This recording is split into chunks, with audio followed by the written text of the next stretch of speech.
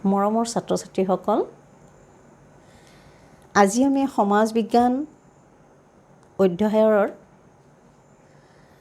সম্পদৰ বিষয়ে কিছু কথা আলোচনা কৰিম হওক। সম্পদ বা ৰিচোৰ্চ কাক কয়, ইয়ে মানৱ সমাজত কেনে ধৰণৰ প্ৰক্ৰিয়া সাধন কৰে। এতিয়া চোৱা, আমাৰ আলোচ্য বিষয় হ'ল আজিৰ সম্পদ কি। গতিকে চোৱা, সম্পদ, এতিয়া সম্পদ কাক কয়? দৈনন্দিন জীৱনত মানুহৰ বাবে সকলো প্ৰয়োজনীয় বস্তুকেই সম্পদ বুলি কোৱা হয়। ই কিন্তু সাধাৰণ কথাত, যদিও সকলোবোৰ প্ৰয়োজনীয় বস্তুৱেই সম্পদ, কিন্তু এই প্ৰয়োজনীয় বস্তুবিলাক সম্পদ হ'লেও ইয়াৰ মাজত কিন্তু কাৰ্যকাৰিতা আৰু উপকাৰিতা এই দুটা গুণ থাকিব লাগিব। তোমালোকে জানা, প্ৰকৃতি প্ৰদত্ত সূৰ্যৰ ৰশ্মি, বায়ু, বৰষুণ, বিভিন্ন ধৰণৰ গছ গছনি, ফল মূল, এই সকলোবিলাক আমি প্ৰকৃতিৰ পৰা পাইছোঁ। এই সকলোবিলাকেই হ'ল প্ৰাকৃতিক সম্পদ।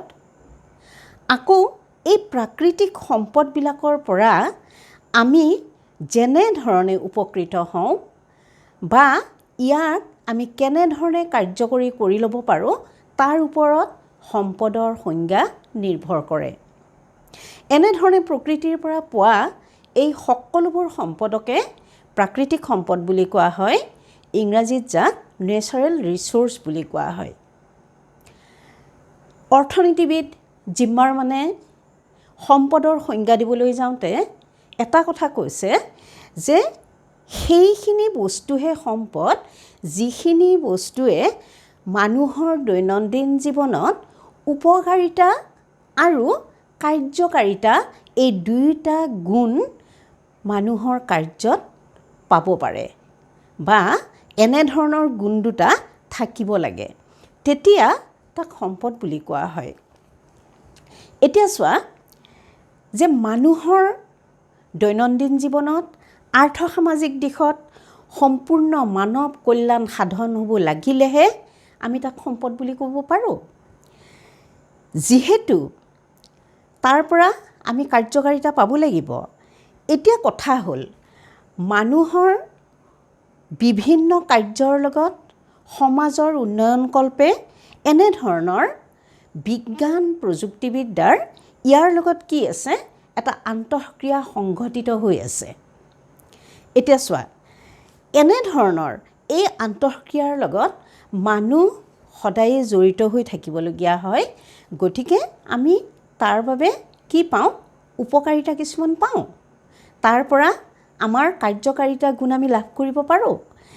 এতিয়া চোৱা, এই সম্পদৰ লগত, এনেধৰণৰ এই সম্পদৰ লগত মানুহে আকৌ কি হৈ আছে, দুই ধৰণে জড়িত হৈ আছে। এতিয়া কেনেকুৱা দুই ধৰণে জড়িত হৈ আছে চোৱা, সম্পদৰ উৎপাদক হিচাপে যিটোক কোৱা হয় প্ৰডিউচাৰ, সম্পদৰ উৎপাদক হিচাপে মানুহ জড়িত হৈ আছে। আনহাতে সম্পদৰ লগত মানুহ উপভোক্তা হিচাপে জড়িত হৈ আছে। মানুহ আনহাতে সম্পদৰ লগত কেনেধৰণে আছে, মানুহে উপভোক্তা হিচাপে জড়িত হৈ আছে। সম্পদ উৎপাদন কৰিব লাগিলেও কোনে কৰিব লাগিব? মানুহেই কৰিব লাগিব। উৎপাদিত সম্পদ ভোগ কৰিব লাগিব, মানুহেই ভোগ কৰিব লাগিব। সেইবাবে সম্পদে এনেধৰণে মানুহৰ বিভিন্ন দিশত ই উপকাৰিতা সাধন কৰি আছে। এতিয়া চোৱা, সম্পদৰ এনেধৰণৰ এই কাৰ্যকাৰিতা আৰু উপকাৰিতা, এই দুটা জ্ঞানৰ বাবেই, এই দুটা গুণৰ বাবেই মানুহৰ কি হৈছে, বিভিন্ন ধৰণৰ জ্ঞানৰ উৎকৰ্ষ সাধন হৈছে। কিয়নো যে এই সম্পদৰ লগত মানুহে কি হৈ আছে, জ্ঞানৰ পৰিসৰবিলাক লাহে লাহে বৃদ্ধি হৈ গৈ আছে, কিয়নো উৎপাদন কাৰ্যত মানুহৰ দক্ষতা যথেষ্ট পৰিমাণে নিৰ্ভৰ কৰে আৰু মানুহৰ দক্ষতা অনুসৰি সম্পদৰ সৃষ্টি কৰা হৈছে। ঠিক তেনেধৰণে মানুহে যিহেতু বিভিন্ন ধৰণৰ সম্পদ উৎপাদন কৰে, যেনে বিভিন্ন ধৰণৰ মানুহে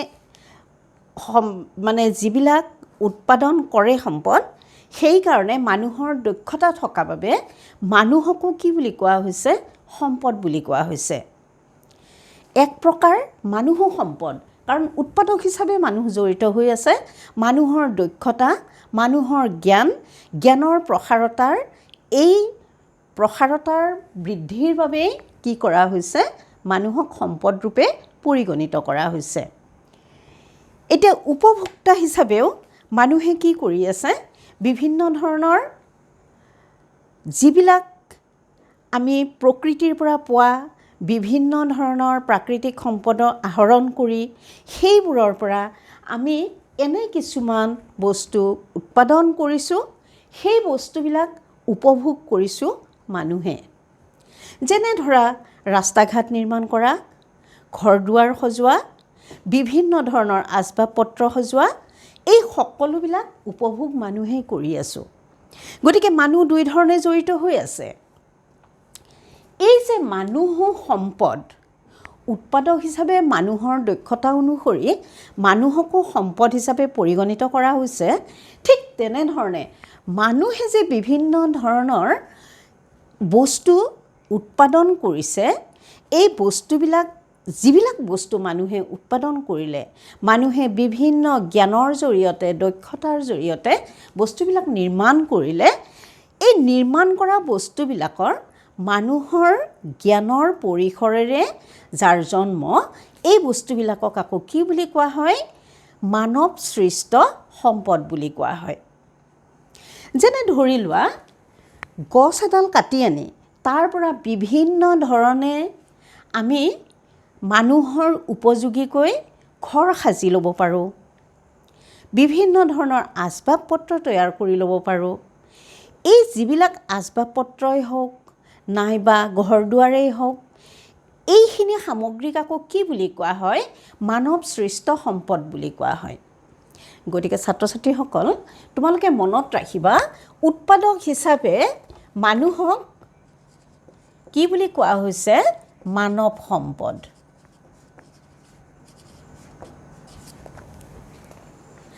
আনহাতে মানুহৰ সৃষ্টি প্ৰক্ৰিয়া অনুসৰি যিবোৰ সম্পদ মানুহে উৎপাদন কৰিলে, উৎপাদিত সম্পদসমূহক আকৌ কি বুলি কোৱা হয়, মানৱ সৃষ্ট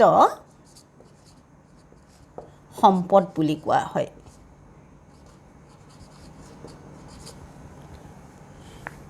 গতিকে গম পালা,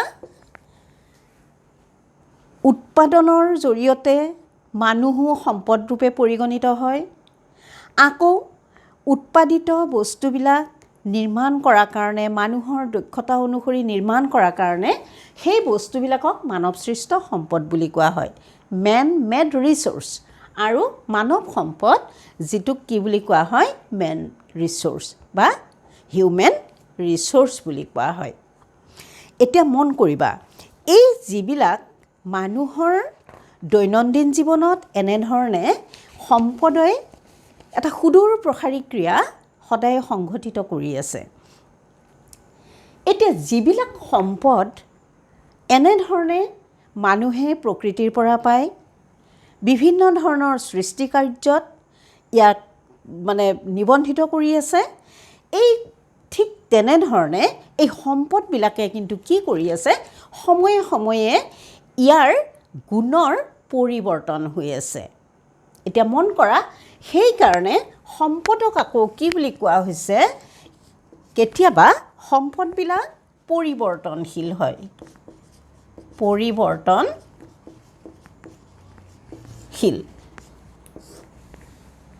কেতিয়া সম্পদবিলাক পৰিৱৰ্তনশীল হয়, কেতিয়াবা চোৱা, এনে কিছুমান সম্পদ আছে যিবোৰ কেতিয়াবা মানুহৰ ব্যৱহৃত নহ'বও পাৰে, নাইবা ইয়ে কেতিয়াবা মানুহৰ দৈনন্দিন জীৱনত ই অপকাৰিতা প্ৰদৰ্শন কৰে।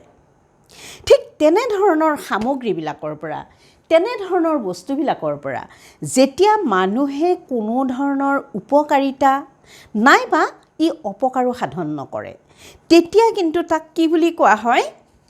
নিৰপেক্ষ বা নিষ্ক্ৰিয় সামগ্ৰী বুলি কোৱা হয়। যেতিয়া ইয়াৰ পৰিৱৰ্তনৰ প্ৰথম দিশটো হ'ল, ইয়ে তাৰমানে কি কৰে, কেতিয়াবা ই নিষ্ক্ৰিয় সামগ্ৰী হিচাপে নিষ্ক্ৰিয় সামগ্ৰী কেতিয়া নিষ্ক্ৰিয় সামগ্ৰী হয়? যিবোৰ সম্পদে মানুহৰ কোনো উপকাৰিতাও নিদিয়ে নাইবা অপকাৰিতাও নিদিয়ে, তেতিয়া তাক নিষ্ক্ৰিয় বা সেইটো কি বুলি কোৱা হয়? নিৰপেক্ষ সামগ্ৰী বুলি কোৱা হয়।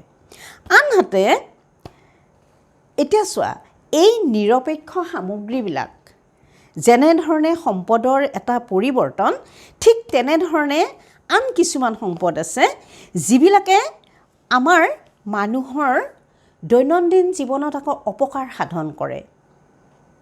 মন কৰিবা, যেতিয়া কোনো ধৰণৰ উপকাৰিতা বা অপকাৰিতা মানে উপকাৰী নাইবা অপকাৰী নহয়, তেতিয়া নিষ্ক্ৰিয় সামগ্ৰী। কিন্তু কেতিয়াবা ইয়ে মানুহৰ জীৱনত অপকাৰিতা প্ৰদৰ্শন কৰে, অপকাৰী হয়, তেতিয়া কিন্তু তাক কি বুলি কোৱা হয়? মন কৰিবা, তেতিয়া তাক প্ৰতিৰোধক বুলি কোৱা হয়। মনত থাকিব তোমালোকৰ?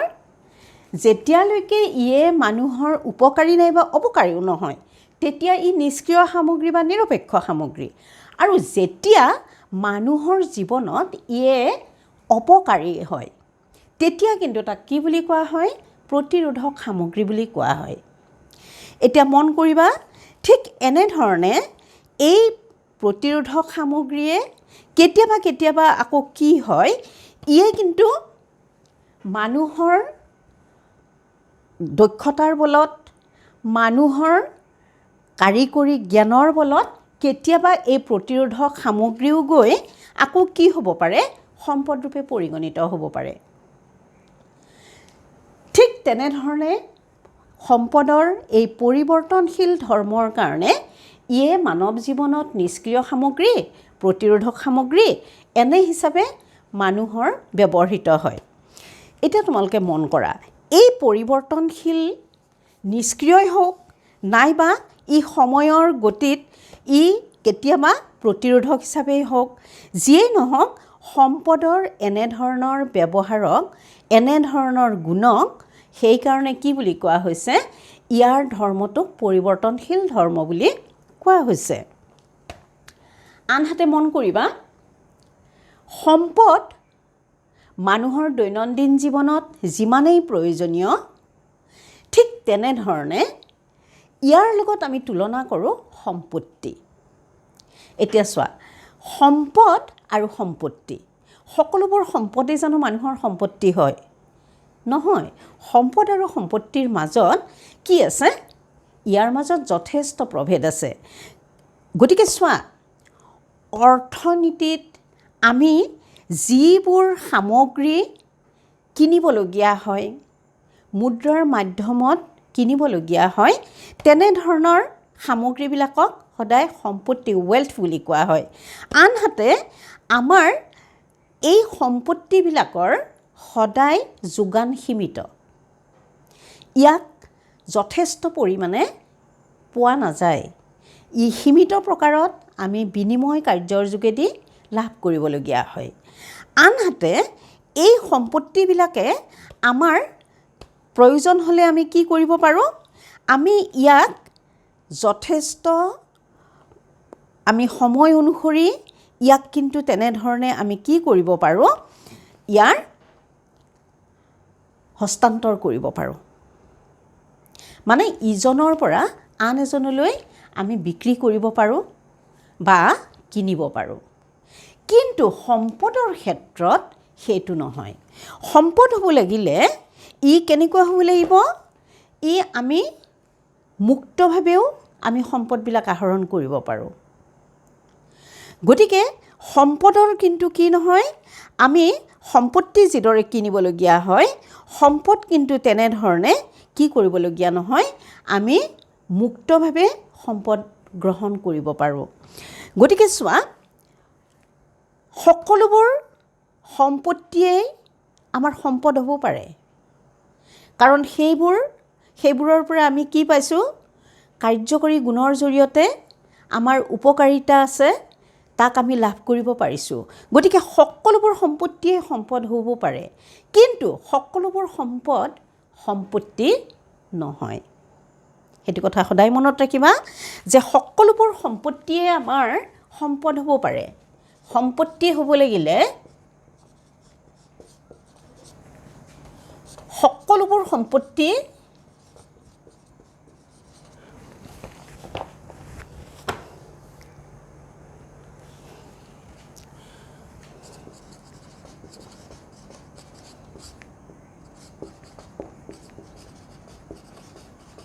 সম্পদ। আনহাতে সম্পদ হ'ব লাগিলে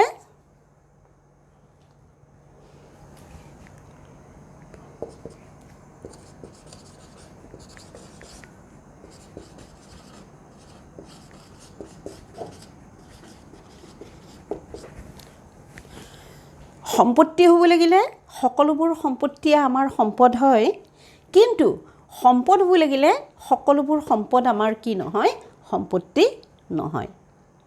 নিশ্চয় বুজি পাইছা এইখিনি? এতিয়া চোৱা যে এই যিবিলাক সম্পদ মানৱ জীৱনত বিভিন্ন মানৱৰ উৎকৰ্ষ সাধনৰ কাৰণে আৰ্থ-সামাজিক দিশত এই সম্পদৰ যিমান প্ৰয়োজনীয়তা আছে, ইয়াৰ যিমান কাৰ্যকাৰিতা আছে, ঠিক তেনেধৰণে এই সম্পদৰ গুণৰ ক্ষেত্ৰত ইয়াৰ আকৌ কি আছে, বিভাজন আছে। ই কেইবা প্ৰকাৰৰো সম্পদ আছে। এতিয়া এই সম্পদৰ প্ৰকাৰবিলাক আমি আলোচনা কৰিম। এতিয়া চোৱা যে সম্পদবিলাকৰ ভিতৰত কিছুমান আছে আমাৰ সৃষ্টি প্ৰক্ৰিয়া অনুসৰি কিছুমান সম্পদ আমি লাভ কৰোঁ, কিছুমান আছে প্ৰকৃতিত গঠন অনুসৰি কিছুমান সম্পদ পোৱা হয়, আন কিছুমান স্থায়িত্ব অনুসৰি পোৱা হয়, আন কিছুমান মালিকীস্বত্বক ভিত্তি কৰি পোৱা হয়। এতিয়া মন কৰা, এই সম্পদ ইয়াৰ যিটো শ্ৰেণী বিভাজন, ই তোমালোকক ক'লোঁ ই কেনেকুৱা ধৰণে সৃষ্টি প্ৰক্ৰিয়া অনুসৰি কিছুমান সম্পদ পাওঁ, গঠন অনুসৰি কিছুমান সম্পদ পাওঁ, স্থায়িত্ব অনুসৰি কিছুমান সম্পদ পাওঁ, আনহাতে মালিকীস্বত্বক ভিত্তি কৰি কিছুমান সম্পদ পাওঁ।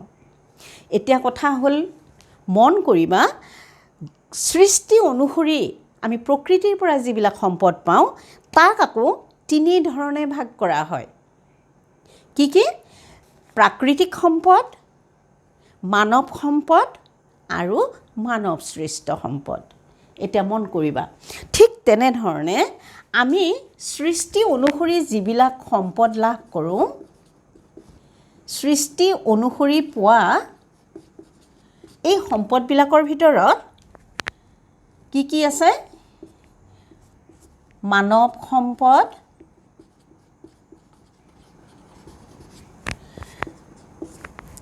মানৱ সৃষ্ট সম্পদ আৰু প্ৰাকৃতিক সম্পদ। প্ৰাকৃতিক সম্পদ মনত ৰাখিবা তোমালোকে যে সৃষ্টি প্ৰক্ৰিয়া অনুসৰি যিবোৰ সম্পদ আমি লাভ কৰোঁ, সেই সম্পদবিলাকৰ ভিতৰত মানৱ সম্পদকো সৃষ্টি প্ৰক্ৰিয়াৰে কি কৰা হৈছে? ভাগ কৰা হৈছে। তাৰপিছত মানৱ সৃষ্ট সম্পদ যিবিলাক আছে, মানৱ সৃষ্ট সম্পদবোৰো সৃষ্টি প্ৰক্ৰিয়া অনুসৰি সেই ভাগত ভাগ কৰি দিয়া হৈছে, আৰু সৃষ্টি প্ৰক্ৰিয়া অনুসৰি প্ৰাকৃতিক সম্পদকো ইয়াৰ মাজত ভাগ কৰি দিয়া হৈছে। আনহাতে তাৰ গঠন অনুসৰি কিছুমান সম্পদ আমি লাভ কৰিব পাৰোঁ। এতিয়া গঠন অনুসৰি, যাৰ আকাৰ অনুসৰি, এই গঠন অনুসৰি যিবিলাক সম্পদ আমি প্ৰকৃতিৰ পৰা পাইছোঁ, সেইবিলাকৰ ভিতৰত কিছুমান আছে জীৱীয় সম্পদ, কিছুমান আছে অজীৱীয় সম্পদ। গতিকে গঠন কেনেধৰণৰ হয় যে গঠন প্ৰক্ৰিয়া অনুসৰি কিছুমান আছে জীৱীয় আৰু আন কিছুমান আছে অজীৱীয়।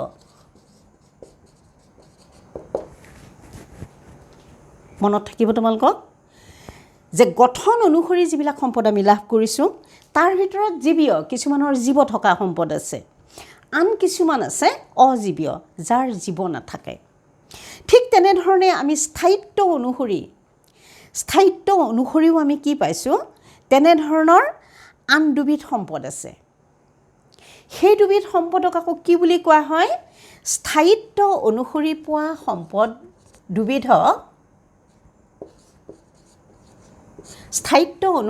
সম্পদ দুবিধক নৱীকৰণযোগ্য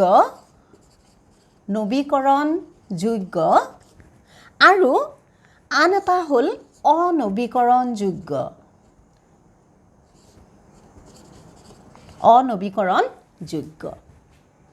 এতিয়া মন কৰা, যাৰ স্থায়িত্ব থাকে, তাৰমানে কিমান দিনলৈ ইয়াক আমি কি কৰিব পাৰোঁ, বৰ্তাই ৰাখিব পাৰোঁ। ঠিক তেনেধৰণৰ কিছুমান আছে নৱীকৰণযোগ্য, কিছুমান আছে অনৱীকৰণযোগ্য। নৱীকৰণযোগ্য যিবিলাক আমি পুনৰ তাৰ পৰা সৃষ্টি কৰিব পাৰোঁ, আৰু আন কিছুমান আছে সেই সম্পদবিলাকৰ পৰা আমি পুনৰ তেনেধৰণে ন ৰূপত সৃষ্টি কৰিব নোৱাৰোঁ, তেতিয়া তাক অনৱীকৰণযোগ্য সম্পদ বুলি কোৱা হয়। আৰু এটা ভাগ হ'ল আমাৰ মালিকী স্বত্ব অনুসৰি, যে পৃথিৱীত পোৱা মানুহৰ দৈনন্দিন জীৱনত আন এক প্ৰকাৰৰ সম্পদ হৈছে সেয়া মালিকী স্বত্ব ভিত্তি কৰি। এতিয়া মালিকী স্বত্ব য'ত থাকিব লাগিব, এতিয়া মালিকী স্বত্ব থাকিব লাগিলে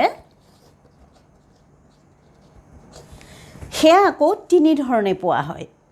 সেই সম্পদক আমি তিনি ধৰণে পাওঁ।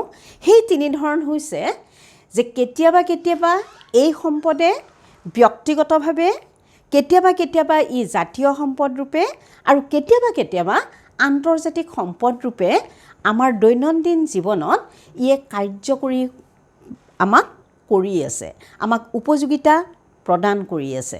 গতিকে মন কৰিবা, মালিকী স্বত্ব অনুসৰি আমাৰ কিছুমান সম্পদ আছে যিবিলাক ব্যক্তিগত,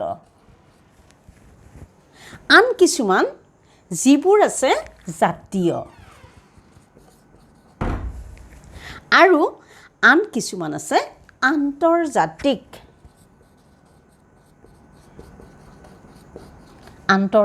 সম্পদ। এতিয়া এই সম্পদবিলাকক কেনেধৰণে বিভাজন কৰা হৈছে, যিবিলাকৰ মালিকী স্বত্ব আছে। কেনেকুৱা মালিকী স্বত্ব, যে আমাৰ দৈনন্দিন জীৱনত ব্যৱহৃত এনে কিছুমান সম্পদ আছে যিবোৰৰ সম্পূৰ্ণ নিজা স্বত্ব থাকে বা অধিকাৰ থাকে, সেইবোৰক ব্যক্তিগত সম্পদ বুলি কোৱা হয়, ব্যক্তিগত স্বত্বত থকা বুলি কোৱা হয়। আনহাতে আন কিছুমান সম্পদ আছে যিবোৰ জাতীয় সম্পদ। এখন দেশৰ অন্তৰ্গত যিমানবোৰ সম্পদ আছে সেই সকলোবোৰ সম্পদে আমাৰ সম্পূৰ্ণ এখন দেশৰ জাতিক ইয়ে কি কৰিছে, উপযোগিতা প্ৰদান কৰি আছে, উপকাৰিতা দি আছে। সেইবাবে তেনেধৰণৰ সম্পদখিনি কি বুলি কোৱা হয়, জাতীয় সম্পদ বুলি কোৱা হয়। আনহাতে মালিকী স্বত্ব অনুসৰি আন এবিধ সম্পদ হৈছে আন্তৰ্জাতিক সম্পদ। এতিয়া আন্তৰ্জাতিক সম্পদ হ'ব লাগিলে আন্তৰ্জাতিক সম্পদটো নিজৰ ব্যক্তিগত পাৰ হৈ, জাতীয় সম্পদ পাৰ হৈ সমগ্ৰ বিশ্বভিত্তিত সম্পূৰ্ণ ৱৰ্ল্ডত এনে কিছুমান সম্পদ আছে যিবিলাকে সম্পূৰ্ণ পৃথিৱীৰ জনসাধাৰণক উপকৃত কৰি আছে। তেনেধৰণৰ সম্পদবিলাকক কি বুলি কোৱা হয়, আন্তৰ্জাতিক সম্পদ বুলি কোৱা হয়। এতিয়া মন কৰিবা, ইয়াৰ পিছত আমি ইয়াৰ বহলাই গোটেইখিনি সম্পদৰ শ্ৰেণী বিভাজন আমি আলোচনা কৰিম, উদাহৰণসহ আলোচনা কৰিম। এতিয়া তোমালোকে জানি থোৱা যে সম্পদক আমি দুই ধৰণে পাওঁ, উৎপাদক আৰু উপভোক্তা হিচাপে মানুহে সম্পদক আহৰণ কৰি আছে। আকৌ উৎপাদক হিচাপেও মানুহক মানৱ সম্পদৰ লগত ৰিজনি কৰা হৈছে। আকৌ মানৱ সৃষ্ট যিবিলাক মানুহৰ দক্ষতা অনুযায়ী, মানুহৰ কাৰিকৰী জ্ঞান অনুযায়ী যিবিলাক সৃষ্টি হৈছে সম্পদ, সেইবিলাকক মানৱ সৃষ্ট সম্পদ বুলি কোৱা হৈছে। ঠিক উপভোক্তা হিচাপেও মানুহে যিদৰে উৎপাদক, মানুহে আকৌ উপভোগ কৰি আছে। মানুহৰ চাহিদা অনুসৰি বস্তুবিলাক ক্ৰয় বিক্ৰয় সদায় হৈ আছে। গতিকে মন কৰিবা, তাৰপিছত পালোঁ যে সম্পদৰ ধৰ্ম হ'ল পৰিৱৰ্তনশীল। কেতিয়াবা ইয়ে আমাক নিষ্ক্ৰিয় সামগ্ৰী হিচাপে, নিৰপেক্ষ সামগ্ৰী হিচাপে মানুহৰ ব্যৱহৃত হয়, আৰু কেতিয়াবা ইয়ে প্ৰতিৰোধক সামগ্ৰী হিচাপে ব্যৱহৃত হয়। ইয়াৰ পিছত আমি গম পালোঁ যে সম্পদ পৰিৱৰ্তনশীল। সম্পদৰ এটা ধৰ্ম হৈছে ই পৰিৱৰ্তনশীল। এই পৰিৱৰ্তনশীলৰ বিষয়ে তোমালোকে গম পালা যে কেতিয়াবা কেতিয়াবা মানুহৰ উপকাৰী বা অপকাৰী হয়, বা কেতিয়াবা ই সম্পূৰ্ণ অপকাৰী হয়। তেতিয়া এনেধৰণে পৰিৱৰ্তনশীল ধৰ্ম লাভ কৰে। তাৰপিছত পালোঁ আমি সম্পদৰ শ্ৰেণী বিভাজন। ই সৃষ্টি প্ৰক্ৰিয়া অনুসৰি ই তিনি ধৰণে বিভক্ত হৈ আছে: মানৱ সম্পদ, মানৱ সৃষ্ট সম্পদ, প্ৰাকৃতিক সম্পদ, যাক নেচাৰেল ৰিচোৰ্চ, মেন ৰিচোৰ্চ অৰ হিউমেন ৰিচোৰ্চ, আৰু এটা হ'ল মেন মেড ৰিচোৰ্চ, মানৱ সৃষ্ট সম্পদ। ঠিক তেনেধৰণে আকৌ ইয়াক কেনেধৰণে পোৱা হৈছে? এই সম্পদবিলাক ঠিক আমাৰ গঠন অনুসৰি পোৱা হৈছে। গঠন অনুসৰি পোৱা এই সম্পদবিলাক আকৌ আমি কেনেধৰণে পাইছোঁ? কেতিয়াবা ই জীৱীয় সম্পদ হিচাপে, জীৱ থকা সম্পদ হিচাপে, আৰু কেতিয়াবা পাইছোঁ ইয়াক অজীৱীয় সম্পদ হিচাপে। ঠিক তেনেধৰণে ই আকৌ কেতিয়াবা কেতিয়াবা স্থায়িত্ব অনুসৰি আমি সম্পদ বিভাজন কৰা হৈছে। আমাৰ দৈনন্দিন জীৱনত ইয়াক নৱীকৰণযোগ্য সম্পদ আৰু অনৱীকৰণযোগ্য সম্পদ হিচাপে, আৰু কেতিয়াবা আমি মালিকী স্বত্বৰ ভিত্তিত ইয়াক ব্যক্তিগত, জাতীয় আৰু আন্তৰ্জাতিক সম্পদ ৰূপে। আজি নিশ্চয় তোমালোকে এই পাঠৰ ওপৰত যিখিনি সম্যক আলোচনা হ'ল, নিশ্চয় কিছু পৰিমাণে হ'লেও তোমালোকে বুজিব পাৰিছা। ইয়াৰ পিছৰ শ্ৰেণীটোত আমি এনেধৰণে এই বিভাজনবিলাকৰ এটা বিস্তৃত আলোচনা উদাহৰণসহ নিশ্চয় কৰিম। হওক, আজিলৈ ইমানতে এই শ্ৰেণীটোৰ অন্ত পেলাইছোঁ। ধন্যবাদ।